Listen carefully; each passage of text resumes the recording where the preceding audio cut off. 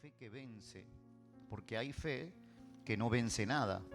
Hay fe, hay gente que tiene fe, pero no puede vencer la sábana, no puede vencer el control sobre sus pensamientos, sobre sus emociones, sobre su carácter. Y, mis hermanos, hay una fe que fue establecida por el Señor Jesucristo, está establecida en la persona del Señor, y esa fe es una fe que no se vence, no se mueve fácilmente. La fe en los hombres está suscrita a cambios, a, a- a situaciones que están moviéndose.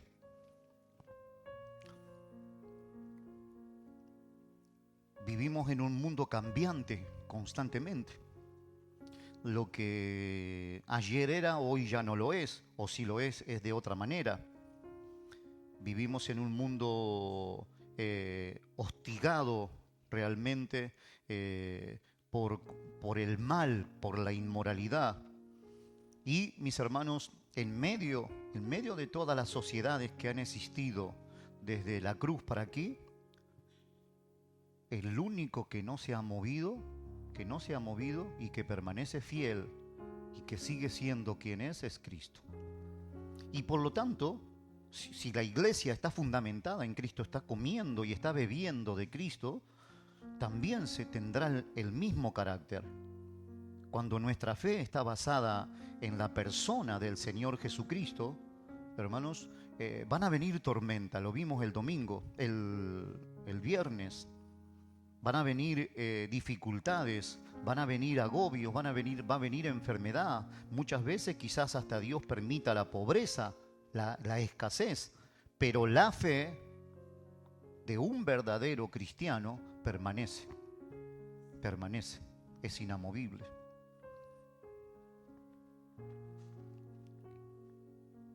Y mis hermanos, es bien importante este asunto.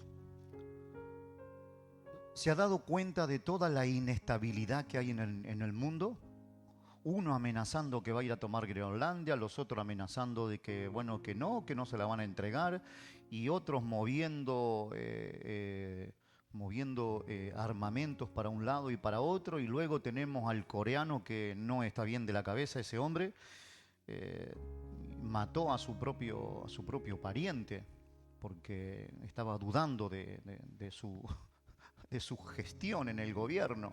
Así que vemos a una sociedad totalmente inestable. Toda Latinoamérica, todo lo que es el continente africano, estamos viendo una inestabilidad constantemente. Y aunque sabemos nosotros, porque la palabra del Señor lo anunció y lo hemos visto y lo hemos estudiado, que el Señor anunció que esto pasaría, también el Señor dejó una promesa. El Señor dijo, en el mundo tendréis aflicción, pero confía en mí. Aprende a confiar en mis promesas. Aprende a mantenerte firme en los principios y valores que yo te he establecido en mi palabra. Y eso es lo que hoy la iglesia, nosotros como predicadores, estamos luchando contra espíritus que atacan y atentan a los matrimonios, a los jóvenes. A los jóvenes hay que estar diciéndole, oye, fíjate a ver con quién andas.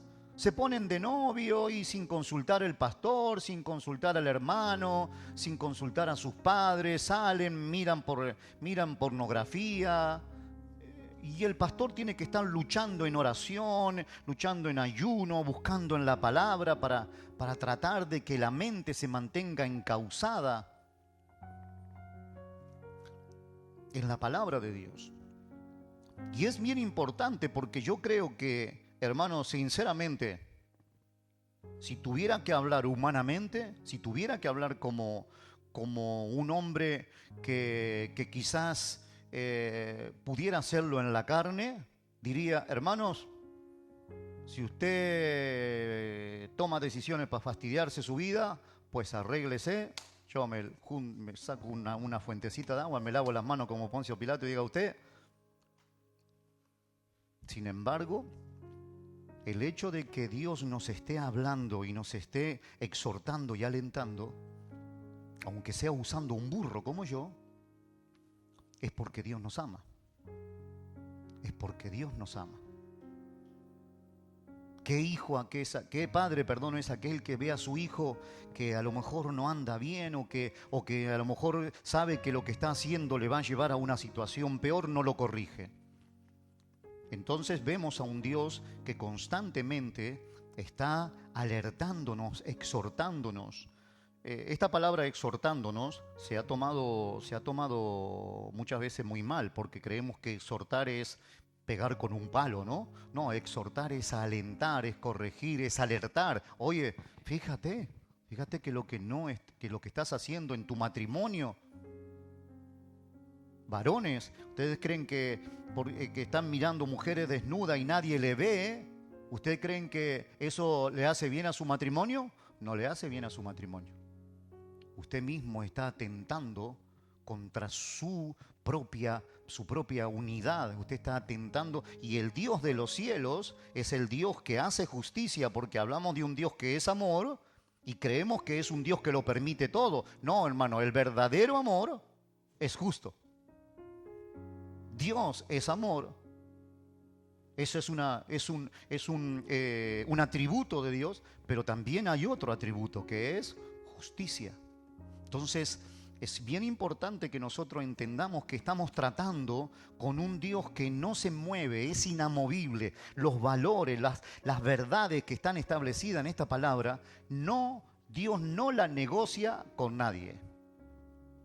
Dios no negocia el consejo que Él nos ha dado, no lo negocia con nadie. Sea usted pastor, sea teólogo, sea ya lo que sea, sea quien sea. Dios es inamovible y nuestra fe debe estar basada, y gracias a Dios, que hermanos, que Cristo no se está moviendo y no dice un día una cosa y el siguiente la contraria, porque imagínense, estaríamos viviendo en un manicomio.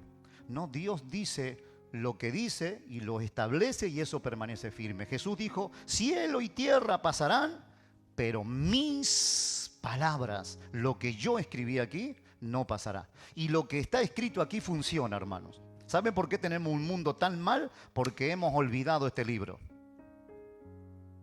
Y hay muchos de ustedes aquí que tienen este libro en poco. Uy, pastor, la Clau me dice, no digas esas cosas que la gente no va a venir más, me dice la otra vez. Pero hermanos, es bien importante que tengamos en cuenta cada día. Pero pastor, eso me lo dijo el domingo que viene. Se lo vuelve a repetir, nos vuelve el Señor a repetirnos. ¿Dónde era, mamá, que leíamos Segunda de Pedro 1:12, no? Segunda de Pedro, creo que era Segunda de Pedro. No lo tengo, no lo puse en la carátula, Carlito. Creo que es Segunda de Pedro 1:12, ¿no? Que decía, a ver. Sí, miren lo que dice el apóstol Pedro. Pero esto, yo no dejaré de recordaros siempre estas cosas. Por esto, yo no dejaré de recordaros siempre estas cosas, aunque vosotros las sepáis. Creo que ya lo habíamos leído en algún culto de esto. Y estéis confirmados en la verdad presente. Es importante machacar la verdad de Dios. Es importante que esta palabra quede grabada en nuestra mente. A mí me tocó trabajar muchos años en Argentina en soldadura. Y trabajé en algunas empresas que no eran tan importantes, pero había unas que sí que eran importantes. Y había una empresa muy importante que trabajaba, que era de hidrocarburos. Era una refinería. Y ahí, bueno, era mucha exigencia, porque todas las piezas y todo lo que entraba allí tenía que ser verificado, controlado, tenía que haber control de calidad, entraba todo el material, tenía que venir con una ficha, dónde se fabricaba, cómo se fabricó este material, esta pieza, con qué se fabricó, quién lo fabricó, en qué momento se fabricó, a qué estuvo expuesto el material, y todo tenía que estar en una ficha allí. Entonces a nosotros que éramos soldadores, nos tocaba soldar tuberías. Yo soldaba más estructura, poca tubería, pero cuando me tocaba soldar tubería, me habían dado un número, me habían dado un carnecito que tenía un número. No me acuerdo el número que tenía. Entonces, ese número yo lo tenía que tener en unas piecitas de acero que eran como un sello. Aquellos sellos de goma, los antiguos sellos de goma, pero era de hierro. Cada vez que yo hacía una soldadura y luego venía el inspector y miraba la soldadura y le hacían radiografía y le echaban el líquido aquel que era para verificar que todo estuviera bien, que estuviera bien peinado, que tuviera el ancho, que tuviera el espesor, que tuviera la penetración, la soldadura. Entonces él firmaba con un indeleble en el tubo y yo tenía que poner aquel sello de hierro, sellar, golpear con la masa, con un mazo, golpeaba y quedaba mi número. Entonces quedaba la firma del que había verificado la soldadura y mi número como soldador. Eso es lo que está pasando con Renfe ahora. Están buscando al soldador del pedazo de hierro ese. Y eso quedaba grabado.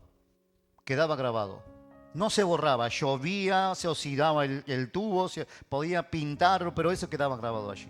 Ahora, hermanos, la palabra de Dios es como un sello que quiere quedar grabada. Esa es la intención del apóstol Pedro al decir este versículo.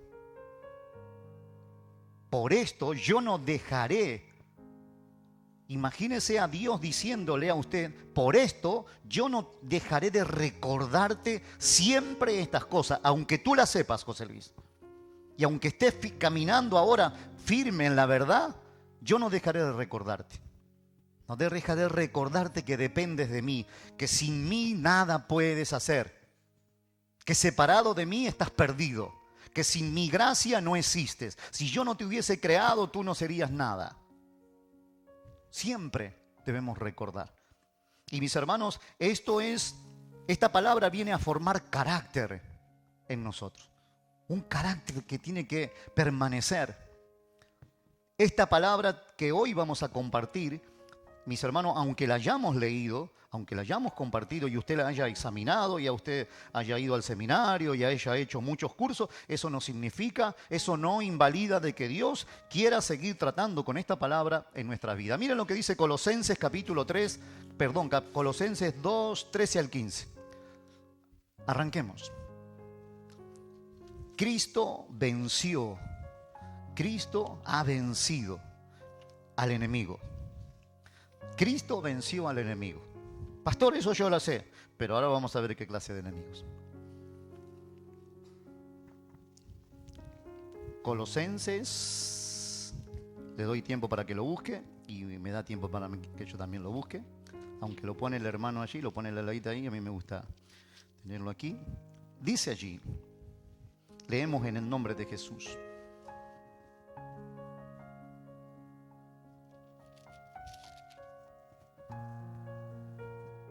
Y a vosotros, estando muertos en pecados y en la incircuncisión de vuestra carne, os dio vida juntamente con él, perdonándoos todos los pecados, anulando el acta de los decretos que había contra nosotros, que nos era contraria, quitándola del medio y clavándola en la cruz, y despojando a los principados y a las potestades, los exhibió públicamente, triunfando sobre ellos en la cruz. Y ahí usted, si quiere, puede seguir leyendo. Pero estos pasajes queremos ver como una base para entender, mi hermano, que primero Cristo ha vencido. Cristo ha vencido. Y vamos a hablar de cuatro enemigos, 5 enemigos. Primero, el primer enemigo, el pecado. Segundo enemigo, la culpa. Tercer enemigo, el legalismo. Cuarto enemigo, Satanás. Y quinto enemigo, también la muerte. Aunque podría haber agregado también el mundo. Pero veamos, analicemos un poco, a ver cómo nos sirve esta victoria, la victoria de Cristo, nos sirve a nosotros en el día a día. Porque nosotros todavía, aunque Cristo haya vencido y la victoria es real y es genuina, a nosotros nos toca cada día avanzar, mi hermano, en el terreno de la batalla. Pablo le dice a Timoteo, pelea, ¿la qué? La buena batalla de la fe. Nos toca lidiar, nos toca pelear contra estos enemigos. Debemos tener en cuenta que el Evangelio, la gente dice, usted le pregunta a alguien que era católico y ahora va a la iglesia evangélica y le dice, ahora soy evangélico. Es una denominación que no sé de dónde la hemos sacado, porque no. Pero el Evangelio no es una propuesta de mejora moral. El Evangelio no es autoayuda. El Evangelio es un anuncio de que Cristo ha vencido. El Evangelio no es una promesa de una vida sin luchas. El Evangelio es el anuncio de que Cristo venció a pesar de un montón de conflictos.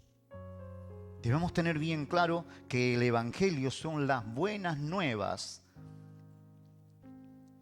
con las que Dios viene a visitarnos y también viene a capacitarnos. Hermanos, Cristo no vino a negociar con nuestros enemigos. Cristo vino a vencer a nuestros enemigos. Cristo vino a vencer nuestro pecado, Cristo vino a vencer nuestra muerte, nuestra culpabilidad, Cristo vino a vencer nuestro legalismo, Cristo vino a vencer al diablo, Cristo vino a vencer a la muerte. Y todos estos son enemigos con los que luchamos muchas veces, diariamente, todos, yo el primero, y no nos damos cuenta. Muchos creyentes en este tiempo, lamentablemente, muchas personas que viven creyendo en Dios, viven como si Cristo no hubiese hecho posible la victoria. Cuando la Biblia, cuando la palabra del Señor enseña que Él ya venció en la cruz del Calvario. Escucha, hermanos, la cruz no fue un intento de victoria. La cruz es la clara manifestación de que Cristo ha vencido. Aunque en ese momento haya sido tomado como un símbolo de derrota y de vergüenza, Dios estableció que eso que nosotros despreciábamos o teníamos en poco, como la cruz, fuera el lugar donde Él ejecutaría su mayor victoria. Veamos.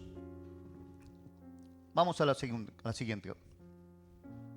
Nuestro estado antes de Cristo. Pastor, esto yo ya lo sé. Sí, pero tenga en cuenta algunas cosas. Nuestro estado antes de Cristo. Muertos en pecado. No dice que estábamos enfermos, no dice que estábamos débiles. La Biblia dice que éramos cadáveres.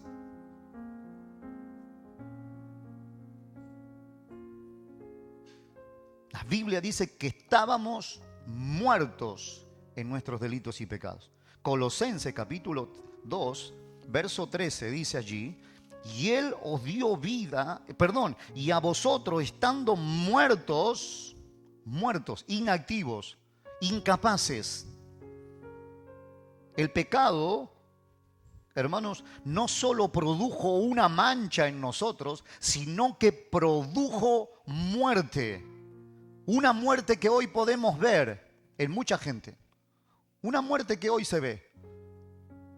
Salga afuera hoy, cuando salga de la reunión y a donde vaya, usted se va a encontrar con un montón de cadáveres caminando. Un montón de cadáveres conduciendo sus coches de lujo. Un montón de cadáveres que hoy estarán comiendo en una mesa lujosa. Un montón de cadáveres que en esta semana se van a comprar la mejor ropa, el mejor perfume. pero por dentro están muertos. Hay muerte, hay miseria, hay frustración, hay pecado, hay separación de Dios. Porque eso es lo que produce el pecado. El primer enemigo, nuestro primer enemigo, es el pecado que nos separó de Dios. No es Satanás, hermanos. No es su esposa, su esposo. Por eso cuando alguno de nosotros tiene algún cónyuge que no está bien, no esté regañándole y tienes que cambiar el carácter y tienes que cambiar la forma y tienes que cambiar y deja esas costumbres. Oh, hermanos, la cultura no ha cambiado a nadie. La educación no ha cambiado a nadie. Nos ha mejorado en lo físico, en lo social.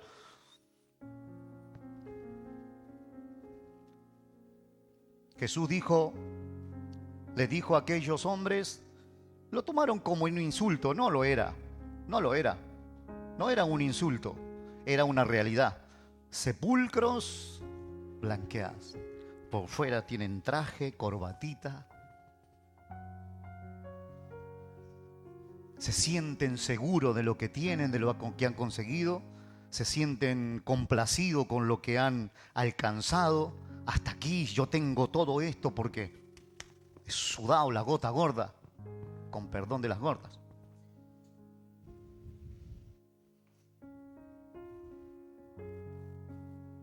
Pero hermanos, siguen viviendo separados de Dios. Quiero decirle algo para los que apuntan. Apunten esto. La muerte espiritual nos dejó sin respuesta ante Dios. La muerte espiritual nos dejó inactivos, nos dejó paralizados. No podíamos creer, no podíamos confiar. Alguien me escribía en estos días y me decía, pastor, el tema de la salvación, si se pierde, no se pierde, ¿no?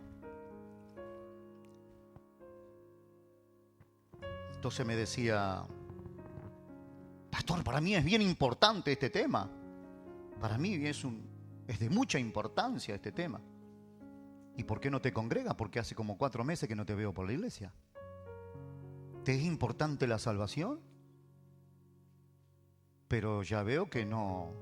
Lo único que quieres aprender es a ver qué significa, a ver si la perdemos o no la perdemos.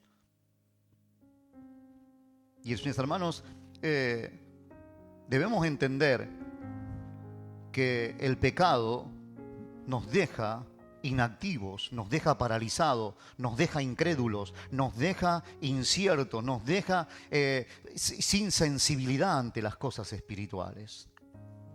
Ningún esfuerzo humano ha podido resucitar a una persona que ha muerto.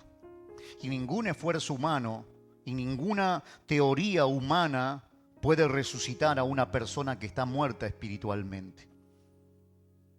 Nuestro estado antes de Cristo, ese era un estado sin esperanza, sin vida espiritual.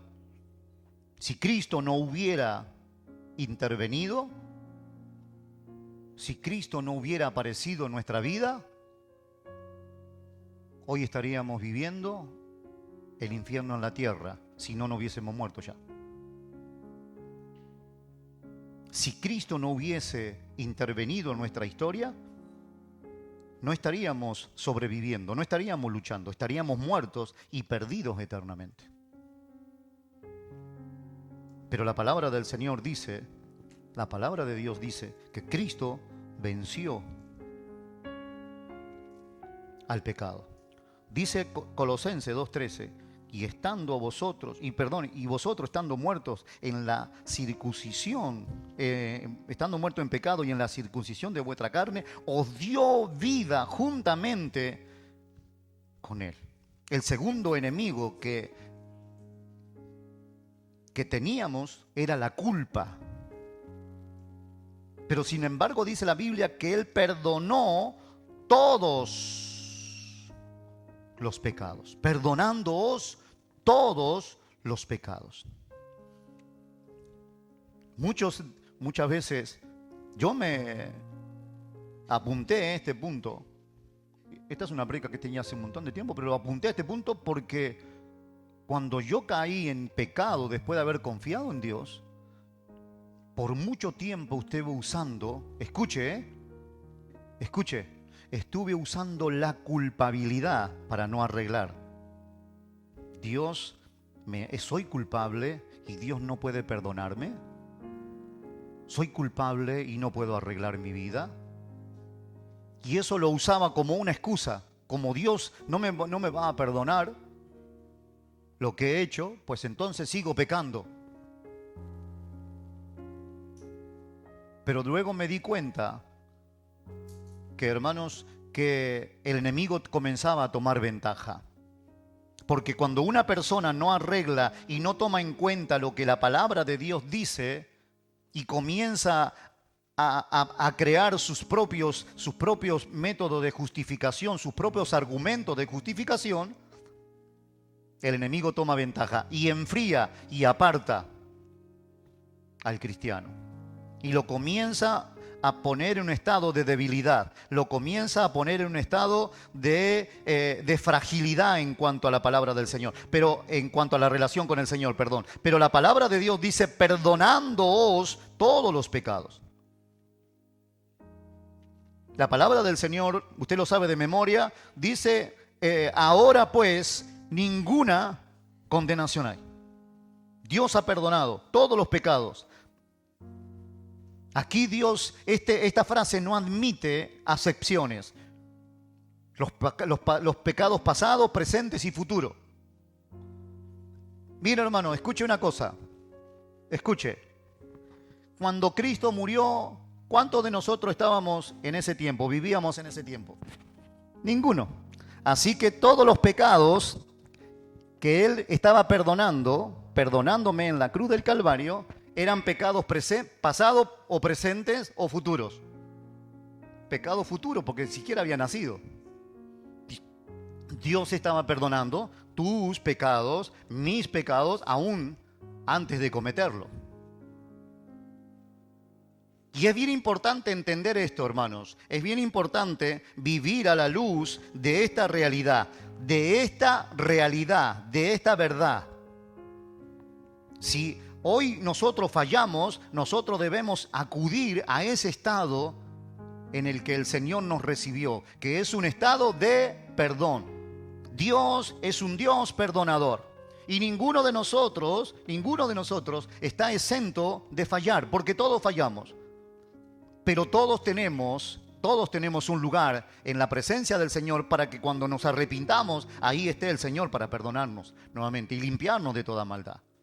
Entonces es bien importante no caer en ese círculo de, bueno, como soy culpable, Dios ya no me ama, ya no leo la palabra, ya no me congrego, ya no oro porque Dios no me perdona, soy un pecador. No, hermano, eso es una falsa excusa, eso es una falacia, eso es una mentira. Y ni siquiera es una mentira de Satanás, es una mentira que nosotros nos inventamos para seguir viviendo en una condición de irresponsabilidad. Entonces es bien importante que en nuestra vida nosotros seamos conscientes de lo que hacemos. Nosotros somos responsables de nuestros pensamientos. Usted es responsable de sus pensamientos. Y usted es responsable de lo que producen esos pensamientos.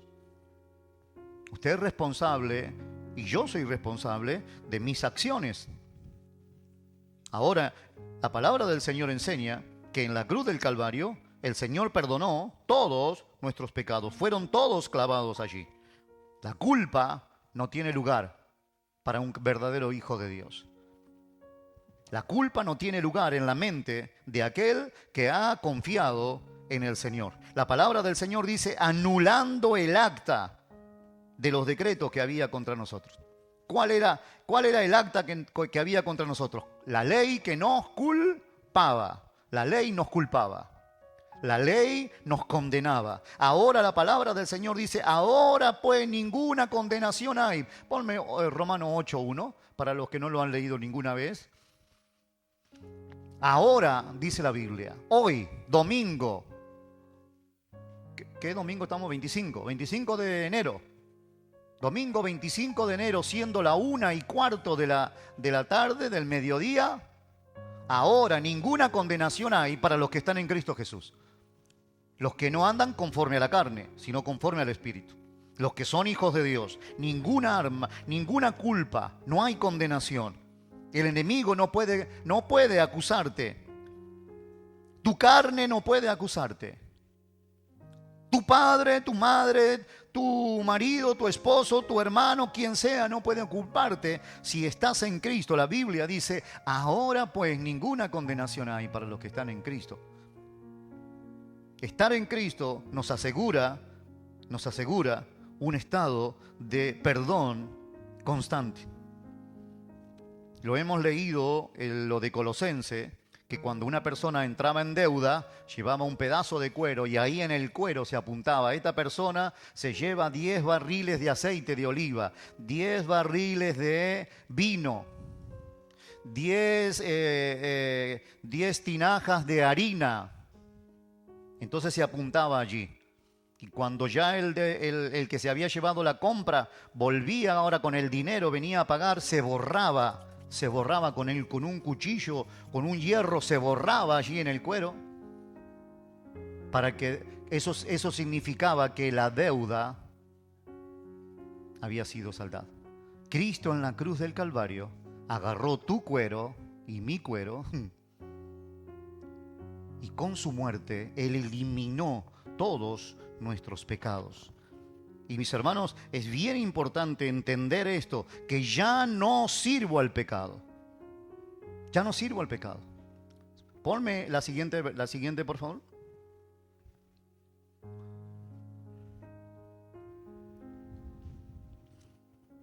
La anterior.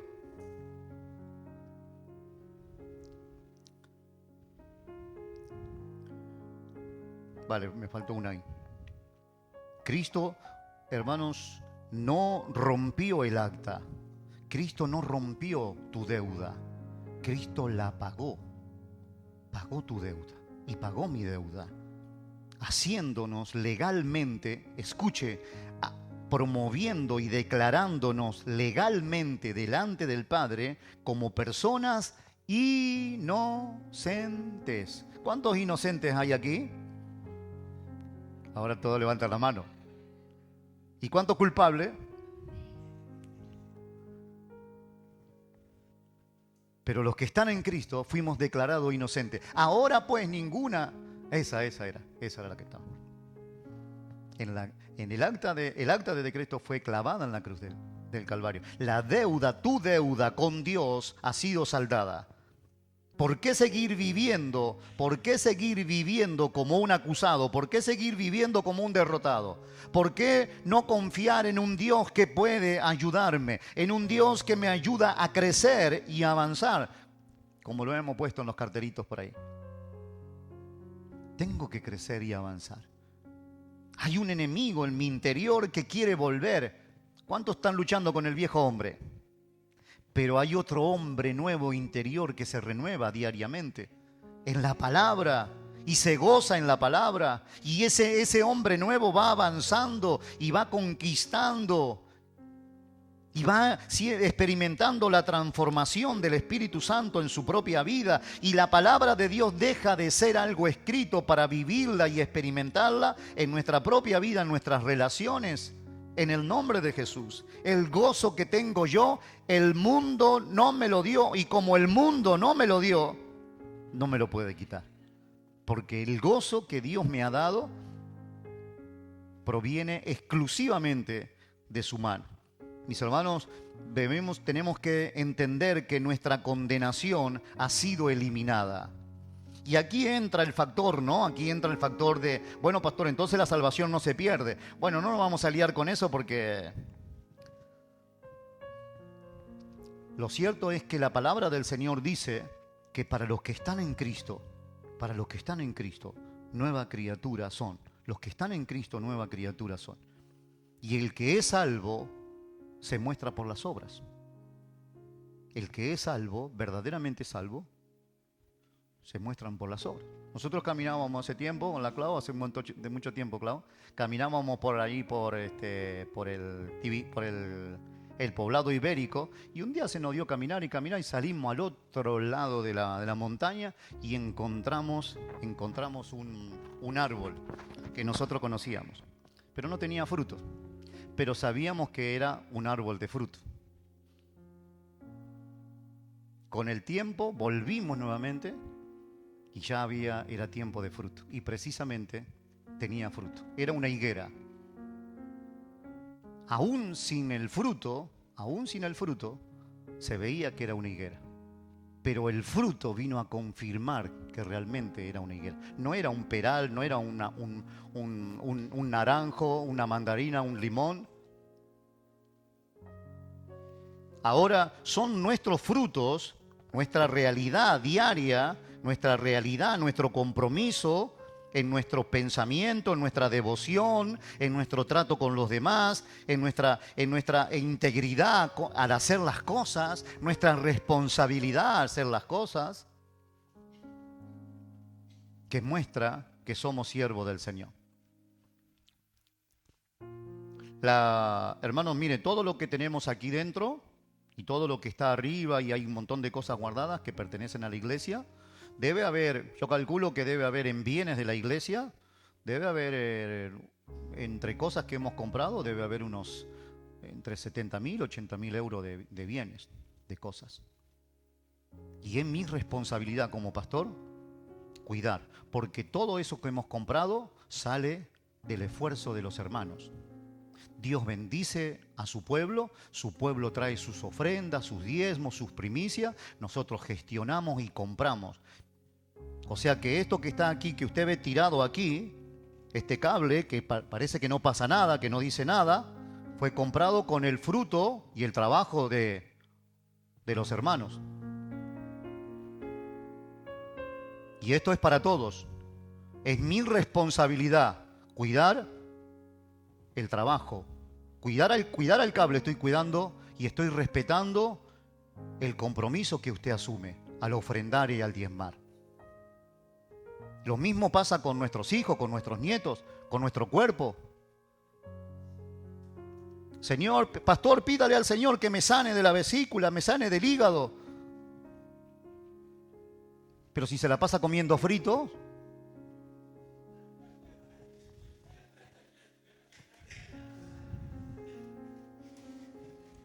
si usted se la pasa comiendo en el burger y en el Ghost y después, hermano, ¿qué? Y Coca-Cola.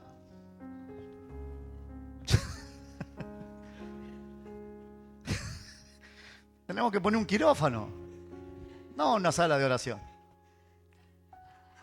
Entonces lo que no necesitamos ser responsables con lo que tenemos.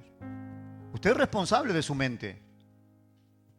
No diga después, pastor, me va mal porque Dios no me quiere. No, si usted piensa mal es porque ha metido porquería en su mente.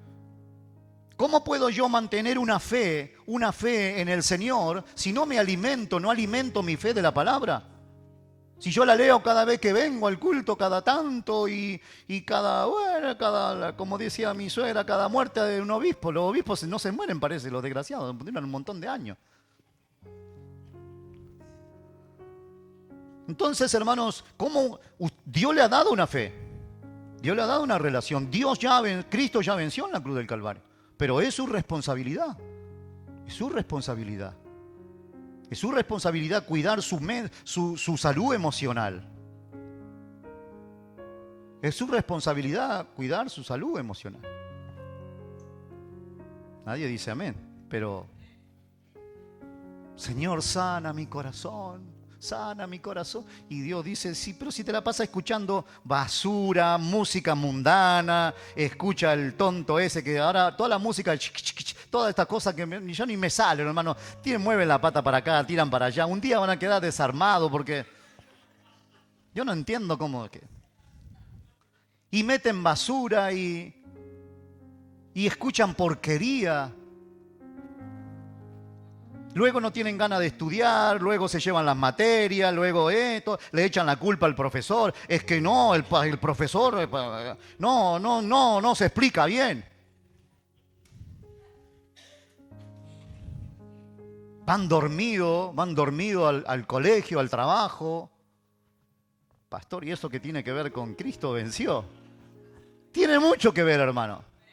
El domingo, Cristo venció, y al lunes no me puedo ni levantar de la cama, no puedo ni orar, ni leer la palabra, no puedo aprender una materia. Entonces, ¿para qué me sirve que Cristo haya vencido? Gracias, Señor, porque has vencido, bien por ti, pero ahora tengo que vencer yo, Señor. Ahora soy yo quien tiene que vencer. Y ante la tentación, nosotros debemos pedirle al Señor, Señor, ayúdame.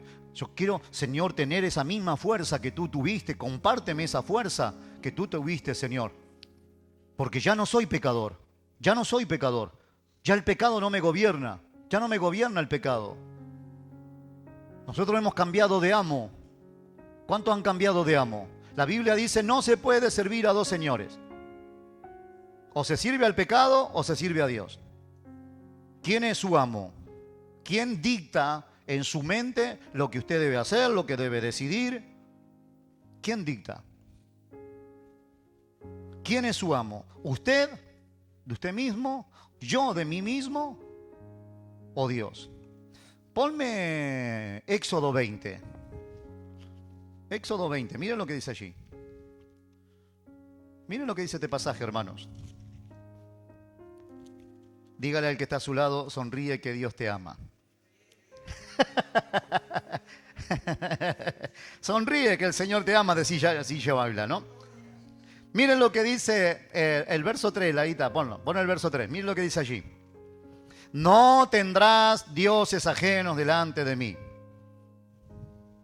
Enseguida empezamos la Virgen María, la Virgen de Guadalupe, en el Santo. Enseguida empezamos, en Argentina tenemos Pancho Sierra, tenemos la difunta Correa, tenemos San Cayetano, tenemos San Roque, ¿cuál más? El Gaucho Gil. Gaucho Gil. Los argentinos solamente podemos tener eso. La Virgen de la Macarena, la Virgen del Odri, yo qué sé. Hermanos, ¿se está refiriendo realmente Dios a eso? También, pero hay otros dioses que son más peligrosos. Y es el yo. Ah, se le acabó la risa. El yo. Dios está diciendo, ese Dios que tú te creas, que tú mismo te has creado, y que hace lo que a ti se te canta, ese Dios no lo quiero delante de mí. Dios le está diciendo, no tendrás dioses ajenos delante de mí. Claro que se está refiriendo también a la cultura, se está refiriendo a muchas cosas. Pero lo que está diciendo es, no tendrás dioses ajenos de mí, delante de mí, no te harás imagen. No te harás imagen. No te formes una imagen. No te formes una estructura de quién es Dios, de cómo sería. Y Él le dice allí, no te harás ninguna imagen ni ninguna semejanza de lo que esté arriba en los cielos, ni abajo en la tierra, ni en las aguas, ni debajo de la tierra. No te inclinarás a ellas, ni las honrarás. Dice el versículo 4. Versículo 5. No te inclinarás a ellas. No debemos inclinarnos ante nuestro ego, nuestro egoísmo, nuestro materialismo, nuestro individualismo.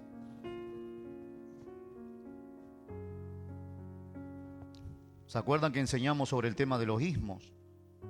Dios no está en contra de lo material, está en contra del materialismo.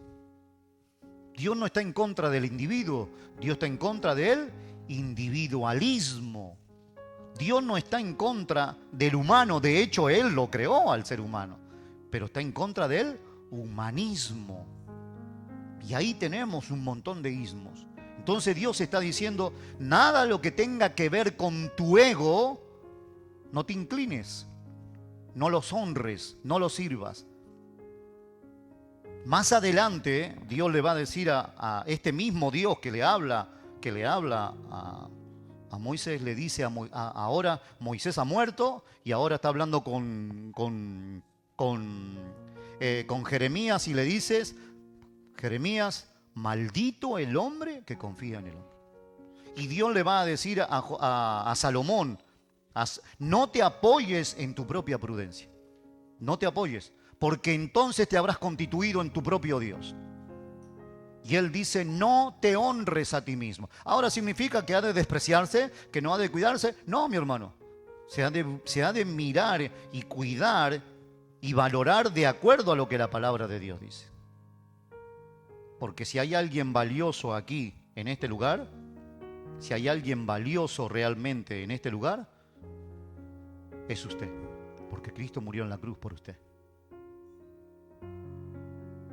Si hay alguien que le da valor a su vida, a su historia, ese es Dios. Para Dios, usted es de sumo valor. De tal manera que usted le costó a Dios la sangre de Cristo. Yo le he costado la sangre de Cristo a Dios. Pero el tema es cuando nos desenfocamos, cuando hacemos de nosotros mismos. Yo dirijo los destinos de mi camino. Yo sé hacia dónde voy a ir. Yo sé que yo tengo que trabajar, tengo que hacer esto, tengo que prepararme para aquello, para lo otro, y voy a trabajar, y voy a viajar, y voy a montar aquello y lo otro. Y el apóstol Pedro dice, ¿y dónde está Dios en tus planes?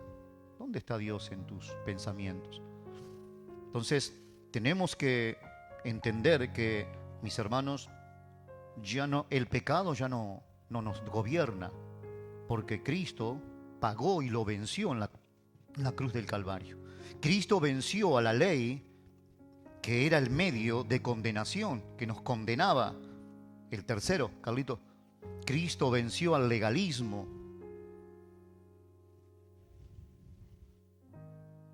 A ver el siguiente. ¿Cuál es el siguiente? No, entonces es el que estaba allí.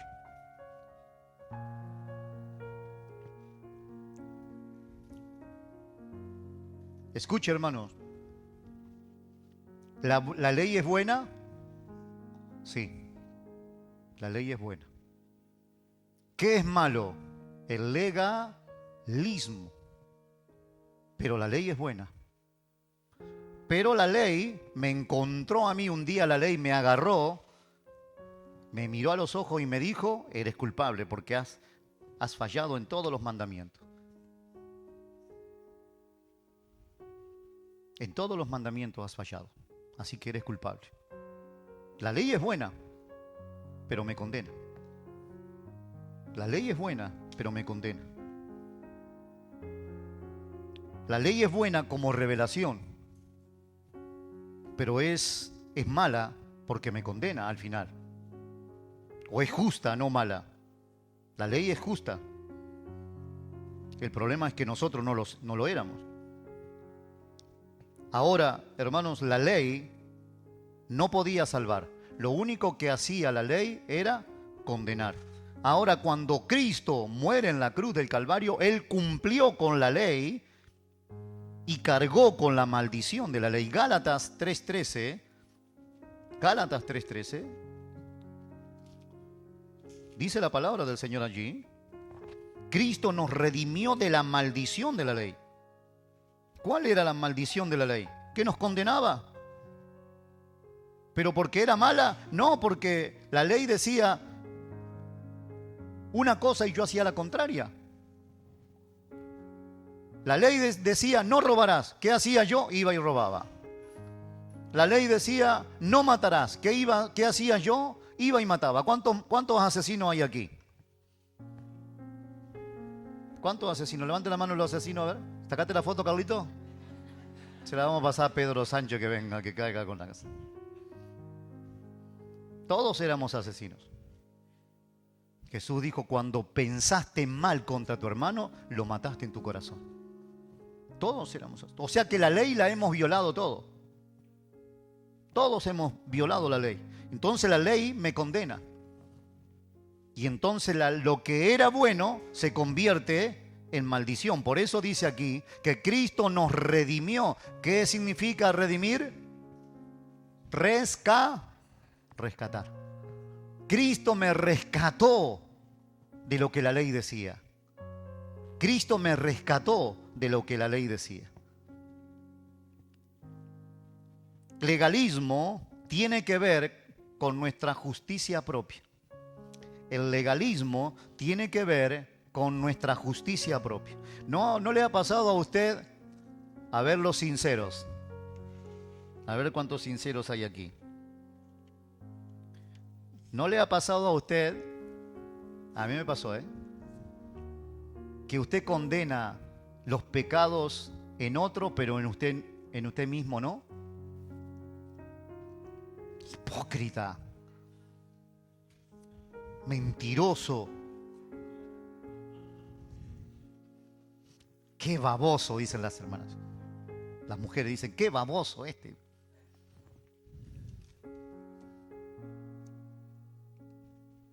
Pero sin embargo, guardamos resentimiento, envidias a veces, con prejuicios contra otros. Entonces, el legalismo es una forma de practicar nuestra propia justicia para con nosotros mismos y para con otros. ¿Qué hacían los legalistas del tiempo de Cristo? Condenaban al resto del pueblo, pero a ellos no, para nosotros no, nosotros somos los que dictamos la ley.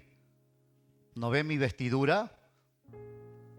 Los rabinos y los fariseos se vestían con una vestidura diferente del pueblo. Caminaban por el pueblo y la gente lo veía. Y dice, uy, ya vienen. ¿Ha identificado usted alguna vez a una persona que cree en el Islam? ¿Por qué lo identifica muchas veces? Por la forma en la que se viste. A un judío, lo mismo, ¿no? Andan con la kipá aquí y el talí, ¿no? Entonces, ellos eran personas que supuestamente lo habían malinterpretado, porque tenían que servir al pueblo, no abusar del pueblo. Y este es un mensaje para los que servimos. Somos siervos, no abusadores. Siervos del pueblo. Siervos del pueblo. ¿Cuántos quieren trabajar en la obra del Señor? Siervos. Hay pocos obreros, Vamos a tener pocos obreros, me parece. Siervos. Sin derecho. Siervos. Y ellos estaban puestos para servir al pueblo, no para abusarlo, no para condenarlos. Que ellos tenían que guiar al pueblo a través de la palabra. ¿Pero qué hicieron? Se justificaron, se volvieron legalistas. Ellos eran una raza superior. Ellos no... Ahí está la serie de Ted Johnson, donde los fariseos son llamados a ir al barrio rojo. ¿Vio que en Ámsterdam hay un barrio también que se llama el barrio rojo? La zona roja se le llama, donde estaban las prostitutas. Y en la serie muestran como ellos dicen, ¿al barrio rojo? ¿Nosotros somos hombres santos? ¿Nosotros vamos a ir ahí? ¿A donde está la basofia? ¿Donde está la porquería? Pablo escribe más adelante, con el tiempo escribe, ¿y cómo irán si nadie les predica? ¿Cómo escucharán el mensaje de Dios si no somos nosotros los siervos los que le anunciamos? Entonces, hermanos, Cristo vino a romper también ese legalismo que está dentro de nosotros, esa autosuficiencia, esa exaltación que hay en nosotros. Viene a romper la barrera. Cristo vence en la cruz del Calvario. Cristo cumplió la ley y por lo tanto ya no vivimos bajo esa maldición de pensamientos derrotados. Tampoco tenemos que vivir con la mentalidad, escuche, tampoco debemos vivir con la mentalidad de que debemos ganarnos el favor de Dios. Creo que Dios le está hablando a alguien aquí hoy.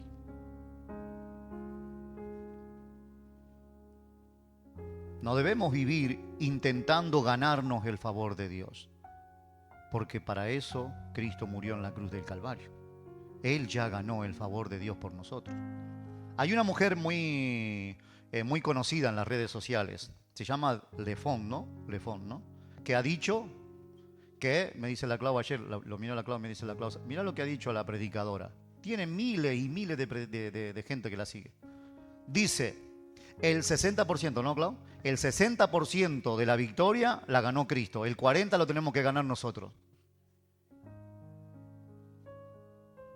Esto ya lo dice uno que anda ahí por México, uno que no entiende nada de la Escritura, que nosotros tenemos que completar lo que todavía falta en la tergiversan de algunos versículos.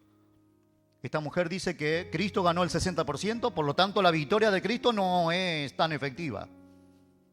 Lo que está diciendo es, Cristo, bueno, moriste allí, muy bien, pero podría haber hecho la obra completa, ¿no? Cuando la palabra del Señor dice que en el Señor fue cumplida toda la ley. Miren lo que dice, vamos a ir terminando. ¿Cuántos quieren terminar? Nadie dice nada porque lo estamos grabando y después lo vamos a llevar a la... Lucas. Creo que terminando el libro de Lucas.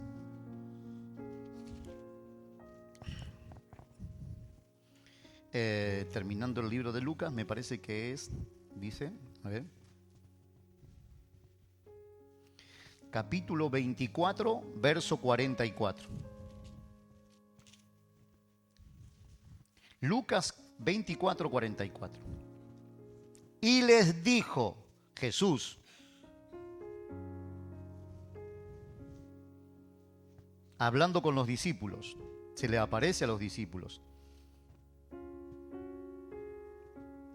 y les dijo, estas son las palabras que os hablé estando aún con vosotros. 2 puntos.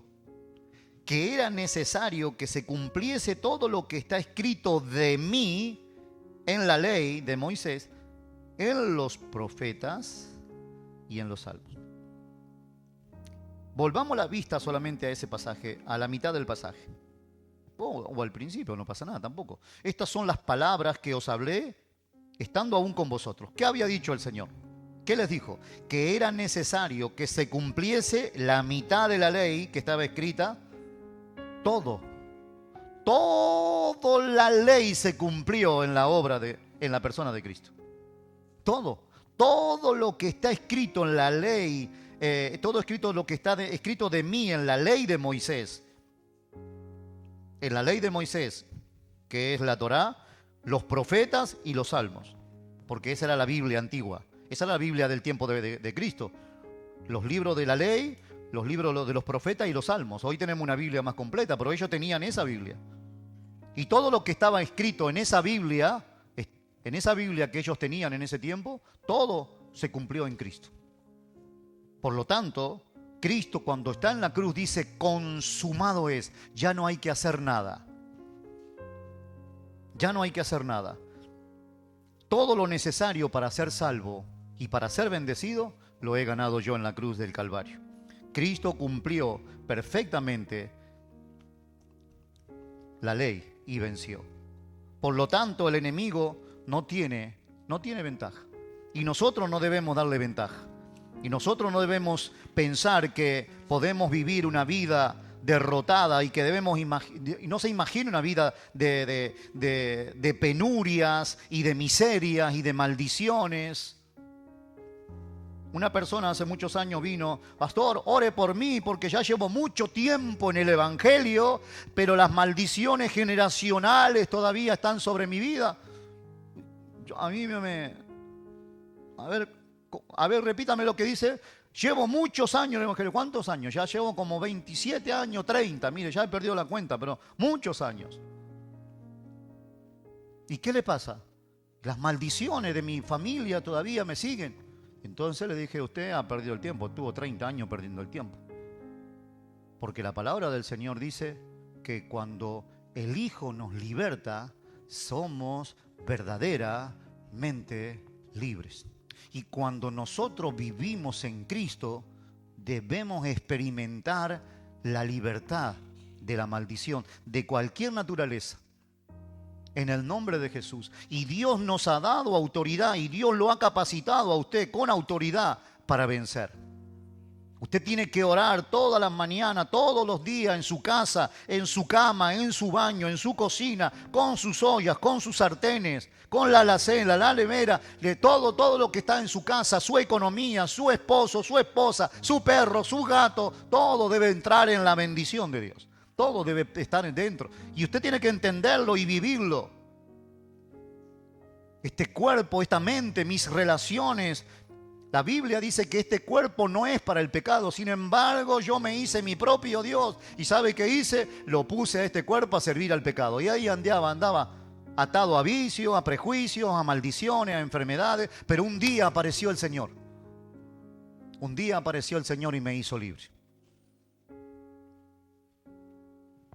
Conoceréis la verdad y la verdad os hará libre. Conocer a Cristo, hermanos, nos hace libre. Pero no solamente eso, también nos capacita. Dios te ha capacitado para vencer. Así que no esté viviendo bajo el yugo de que el jefe no me deja, de que el compañerito me hace la guerra, de que el compañero en el trabajo no me deja en paz. Una persona hace un montón de tiempo me decía: pastor, al trabajo que voy, ahí me hacen la guerra. Y sí, si hay gente mundana, ¿cómo te van a hacer la guerra? ¿Cómo no te van a hacer la guerra? ¿Y qué vas a hacer? Me voy a cambiar de trabajo, a ver si me encuentro otro trabajo mejor. Bueno, cambia de trabajo. Al tiempo: ¿y cómo te va en el trabajo? Oh, usted no sabe la jefa que me ha tocado. Y dice malas palabras y fuma. ¿Y qué esperaba si estaba bajo las tinieblas? Se supone que eres tú el cristiano. ¿Y qué vas a hacer? Me voy a buscar otro trabajo. Un día lo enfrenté. ¿Cuántos trabajos has cambiado? Yo qué sé, se había recorrido toda la lista de... Ahí está, en hostelería, aquí, allá, en el hotel, ya, qué sé. ¿No has probado en cambiar tú? ¿No te has preguntado que a lo mejor el problema no lo tienen los otros, sino que tú tienes un problema en tu corazón, en tu mente? ¿Que a lo mejor no has confiado en Dios verdaderamente?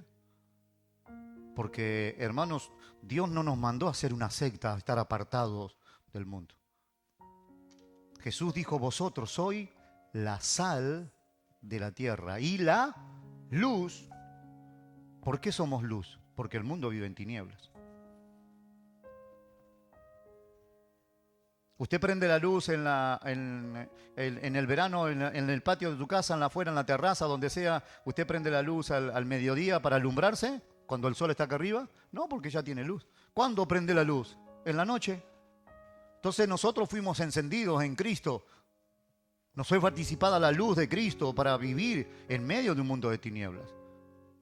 Vivimos en un mundo pagano, vivimos con gente, con profesores que son mundanos, con gente que está viviendo en tinieblas, con compañeros que viven en tinieblas, pero nosotros somos luz. Nosotros tenemos a Cristo. Nosotros debemos orar para que Él venga a Cristo. Dios le dijo a Jeremías, también por Jeremías le machacaba: no te conviertas tú a ellos, Jeremías, que ellos se conviertan a ti. Ojo, Jeremías, que te estoy observando. Y Jeremías estaba en el pozo ahí enterrado hasta la mitad, con ganas de volverse. ¿Usted qué cree? ¿Por qué cree? Yo creo, no quiero hablar más de Jeremías porque no está aquí. Queda feo que hablemos de alguien que no está aquí. Pero creo que Jeremías estaría pensando: yo me voy a volver pagano también, como todos los demás, y a los paganos les va bien. Yo soy creyente y mira cómo estoy enterrado hasta el cuello aquí. Y Dios le dice: Jeremías, cuidado que te conozco, cuidado que sé tus pensamientos, no te conviertas tú a ellos, que ellos se conviertan a ti. Pelearán contra ti, Jeremías, le dice Dios a Ezequiel también, pero no te vencerán, porque yo estaré contigo. Yo estoy contigo. Yo te llamé a crear. Tú no viniste solo a Cristo, Él te llamó. Él te salió a buscar. Por lo tanto, en esta mañana, póngase sobre sus pies y dígale: Señor, yo quiero permanecer y crecer en Cristo. Yo quiero andar en Cristo. Yo quiero amar a Cristo, conocer a Cristo. Y esta debe ser una oración sincera ante Dios, porque Dios no va a obligar a nadie.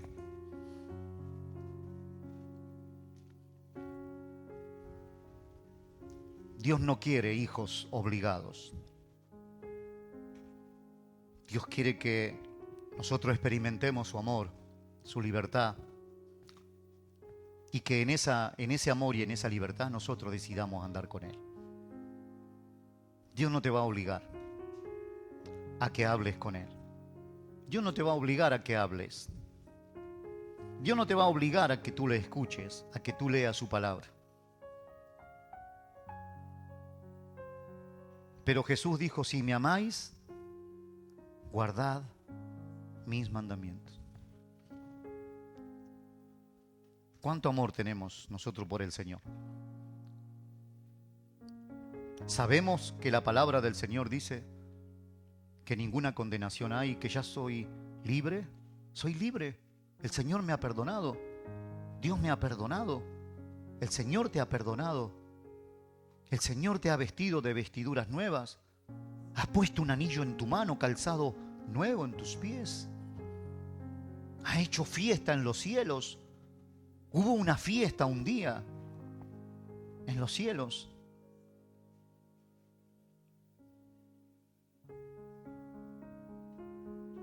El día en el que el Señor te llamó y te perdonó, Él hizo una fiesta en los cielos.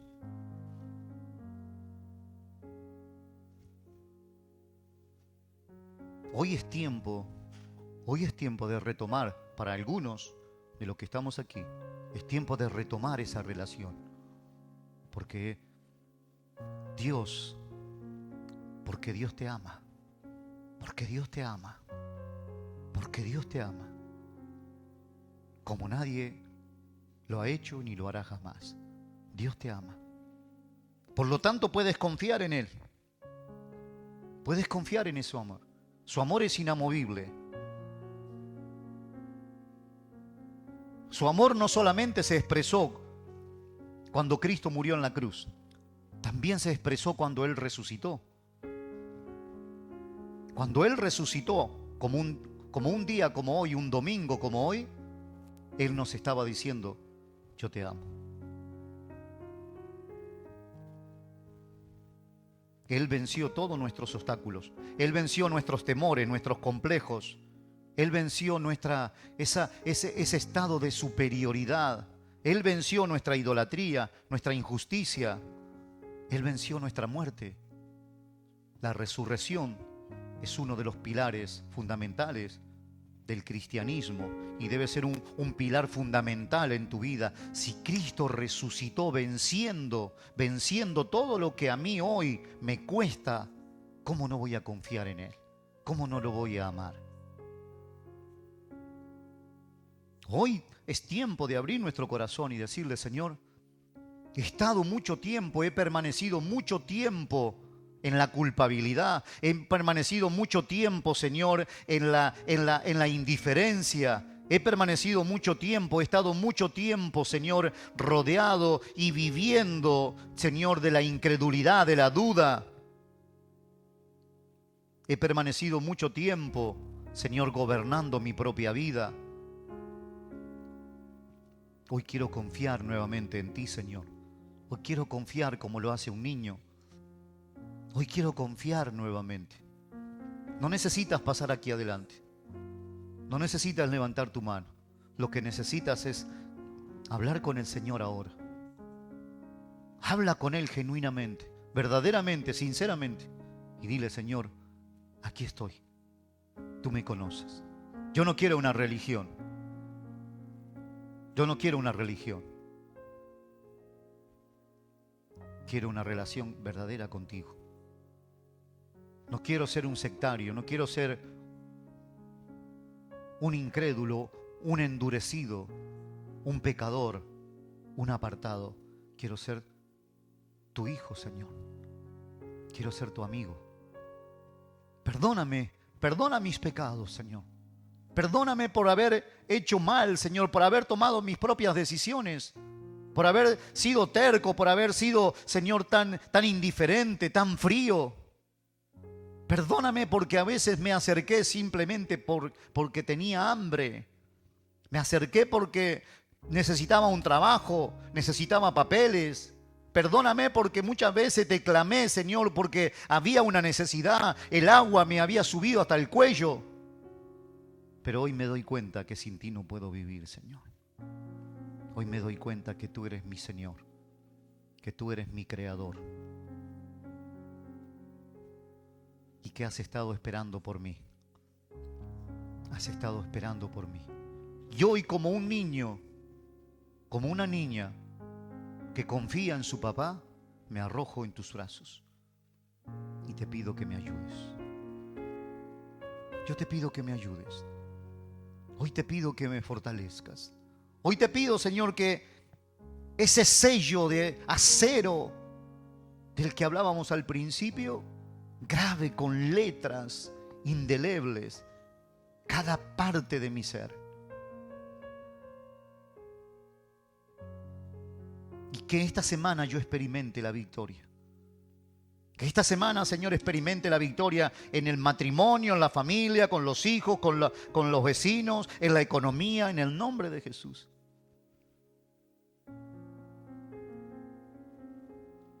Porque Esdras había preparado su corazón. Por lo tanto, la mano de Dios estaba con él. La buena mano de Dios estaba con él. Y esta semana, hermanos, no porque yo lo diga, sino porque está sucediendo ahora mismo. Ahora mismo está sucediendo algo. Hay personas que van a disfrutar de la buena mano de Dios. Hay personas que en esta hora están siendo posicionadas como Esdras. Dios pondrá su buena mano que irá delante de ti abriendo puertas, apartando al enemigo, apartando la culpabilidad, los complejos, los miedos, las dudas. En el nombre de Jesús, vuelve a casa hoy y reclama la bendición sobre tu ser querido, sobre tu familiar. En el nombre de Jesús, yo bendigo, Señor, bendigo a mi familiar, mi amigo, mi hermano, mi esposo, mi esposa, mi hijo, mi yerno, mi nuera, mi cuñado. En el nombre de Jesús lo bendigo, Señor. Lo bendigo. Y esa bendición los traiga, los ate a los pies de la cruz del Calvario, Señor. De la misma manera que era atada la víctima a los cuernos del altar, Señor, esa bendición hoy se haga real, se haga legítima, porque estoy en Cristo. Porque soy poseedor, coheredero, juntamente con Cristo. En el nombre de Jesús, hermano, es para el que cree. No hay que llorar ni hacer ningún escándalo. No hay que sentir nada, hay que creer.